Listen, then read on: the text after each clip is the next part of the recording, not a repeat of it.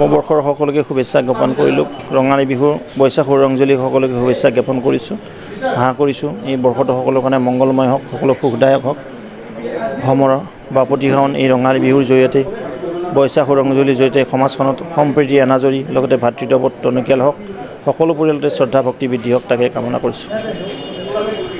চৰকাৰখনে যথেষ্ট কাম কৰিছে আৰু 22 বৰ্ষটো এইটো বৰ্ষটো আমাৰ আৰু যথেষ্ট উন্নয়নমূলক বৰ্ষ হিচাপে আমি ভাবিছোঁ। অসমখন সৰ্বদিশতে বিকাশৰ যি বন্যা বলি আছে মাননীয় মুখ্যমন্ত্ৰী মহোদয়ৰ নেতৃত্বত আৰু অধিক উন্নয়ন হ'ব তাকে আজি পবিত্ৰ দিনত মই কামনা কৰিছোঁ।